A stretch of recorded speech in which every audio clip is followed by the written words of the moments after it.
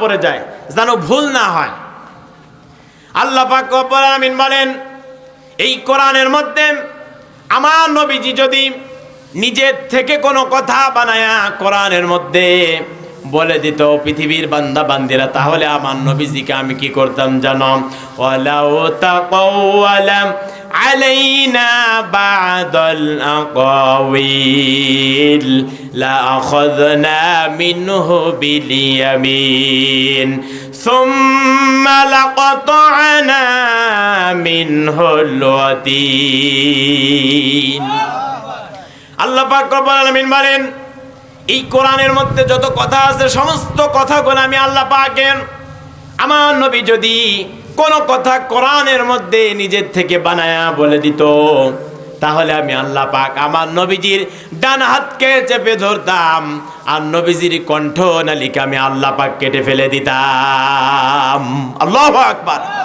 তাহলে বোঝা গেল আল্লাহর বক্তব্য অনুযায়ী, আল্লাহর কথা অনুযায়ী কোরআনের মধ্যে যতগুলা কথা আছে মানব রচিত কোনো কথা নাই, জিনের কোনো কথা নাই, কবির কোনো কথা নাই, গণকের কোনো কথা নাই। কোরআনের মধ্যে যতগুলা কথা আছে সমস্ত কথাগুলা বলেছেন কে? আল্লাহ পাক রব্বুল আলামিন বলেছেন। সেই কোরআনে আল্লাহ পাক 30 পারা একখানা কিতাব দিলেন, তার নাম কোরআনুল কারীম। আল্লাহ কোথাও বলেছে কিতাব, আল্লাহ কোথাও বলেছে কিতাবুম মুবিন, কোথাও বলেছেন কিতাবুল হাকিম, কোথাও বলেছেন ফুরকান, কোথাও বলেছেন ফাতিহা, কোথাও কোরআনকে নূর বলেছেন, কোথাও আবার কোরআনকে শেফা বলেছেন, কোথাও কি আবার আল্লাহ পাক কোরআনকে হুদা বলেছেন। জোরে বলে সুবহানাল্লাহ। সেই কোরআনের 30 পারা কোরআনের 114টা সূরা আল্লাহ পাক দিয়েছে। আমরা সূরা মুলকের 1 এবং 2 নাম্বার আয়াত তেলাওয়াত করেছি। সূরা মুলকের 67 নাম্বার সূরা, কমিক নাম্বার অনুযায়ী সূরা মুলক হচ্ছে 67 নাম্বার। জোরে বলেন কত নাম্বার? 67 নাম্বার সূরা। সূরা মুলকের ভিতরে আয়াত আছে 30টি। জোরে বলেন কতটি? আয়াত আছে 30টি। সূরা মুলকের ভিতরে রুকু আছে 2টি। সূরাটি নাজিল হয়েছে রাসূলুল্লাহর মাক্কি জীবনে। জোরে বলেন কোথায়? মাক্কি জীবনে, মক্কায় নাজিল হয়েছে সূরা মুলক। তাহলে সূরা কমিক নাম্বার কত? 67টি। সূরাতে আয়াত আছে কতটি? 30টি। রুকু আছে কতটি? 2টি। অবতীর্ণ কোথায়? মক্কায়। সূরা মুলক শব্দের শাব্দিক অর্থ ক্ষমতা।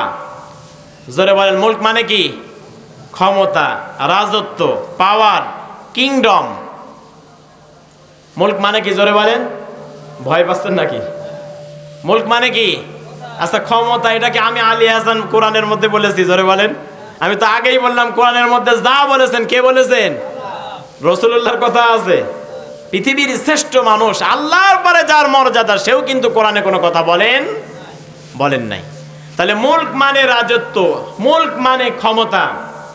এই মুলকের ক্ষমতার উপরে আল্লাহর পাওয়ার হিসাবে আল্লাহর ক্ষমতা সম্পর্কে আমরা জানবো এবং শুনবো ইনশাআল্লাহ। আল্লাহ পাক কেন ক্ষমতার কথা বললেন?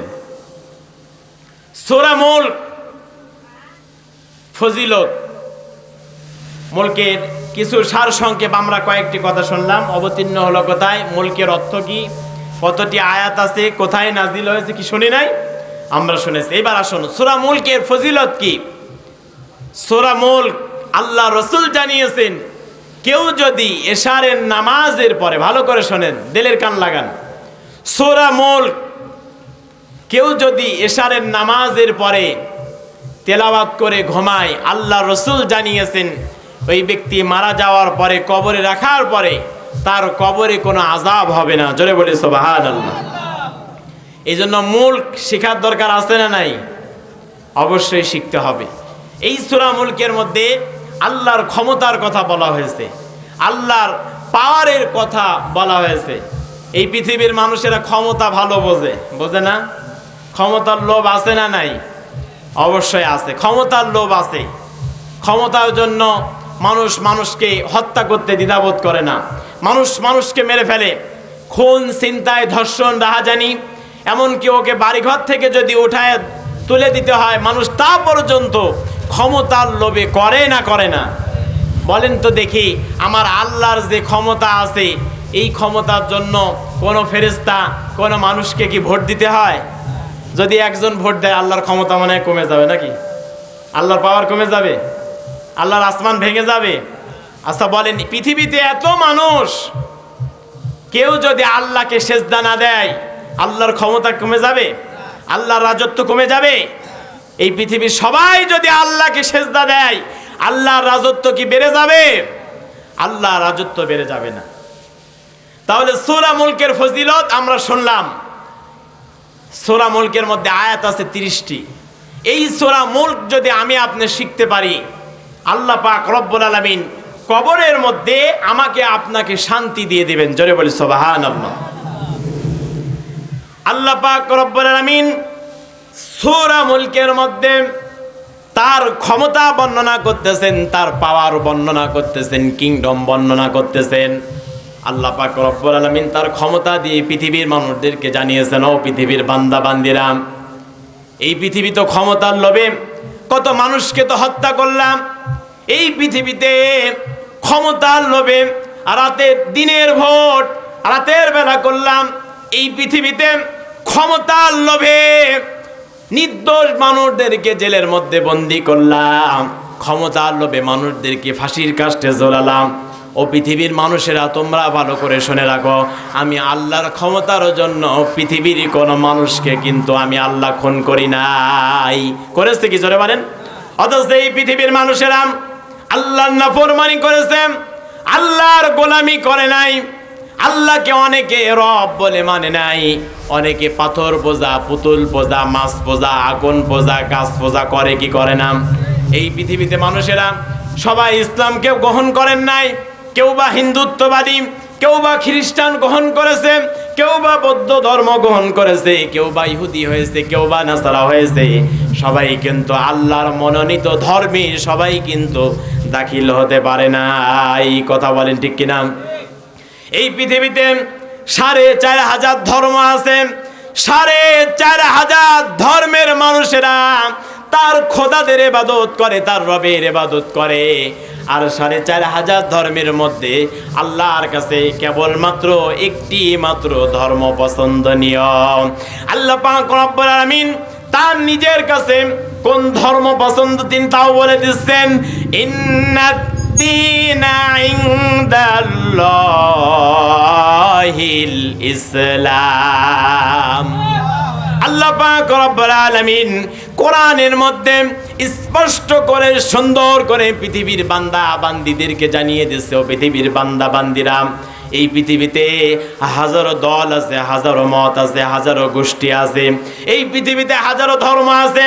আমি আল্লাহর কাছে কোনো দল, কোনো গোত্র, কোনো ধর্ম পছন্দ নাই।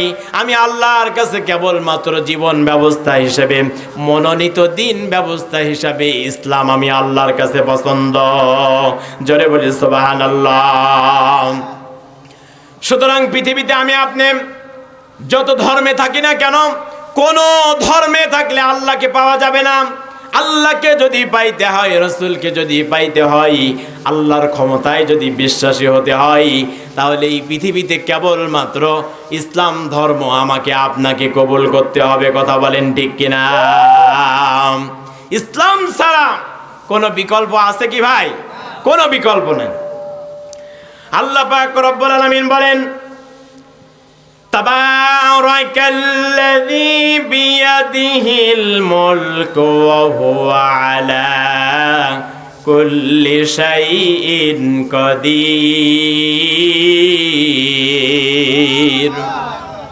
আল্লাহ পাক রব্বুল আলামিন বলেন, বরকতময় সেই আল্লাহ যার হাতে ক্ষমতা, যার হাতে রাজত্ব। জোরে বলি সুবহানাল্লাহ।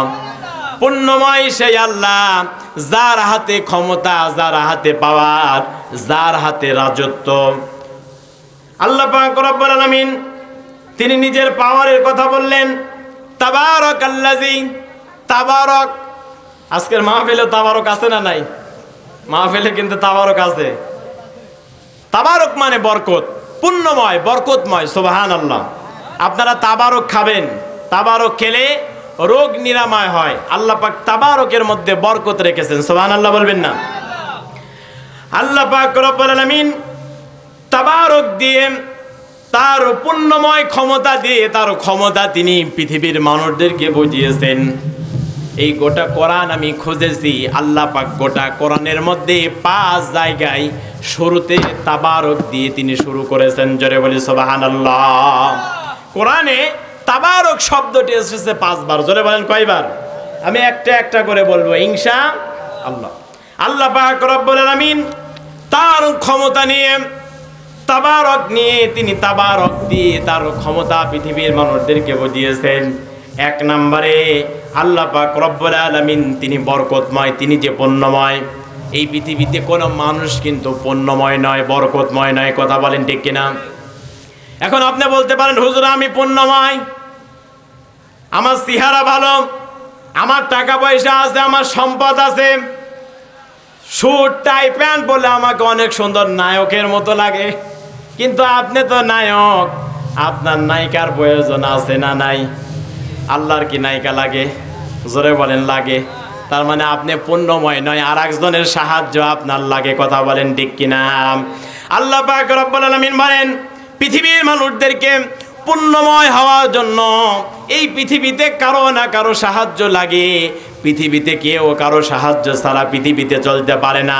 আর আমি আল্লাহ পাক এই পৃথিবীতে তোমাদেরকে সাহায্য করি, কারণ কেবলমাত্র আমি আল্লাহ পুণ্যময়। কুল হুয়াল্লাহু আহাদ আল্লাহুস সামাদ লাম ইয়ালিদ ওয়া লাম ইউলাদ ওয়া লাম ইয়াকুল লাহু কুফুয়ান আহাদ। বলুন আল্লাহ এক, আল্লাহ অমুখাপেক্ষী। এই পৃথিবীতে আল্লাহ কাউকে জন্ম দেয় নাই, আল্লাহ কেউ জন্ম দেয় নাই, তার সমকক্ষ পৃথিবীতে কেউ নয়। সুবহানাল্লাহ।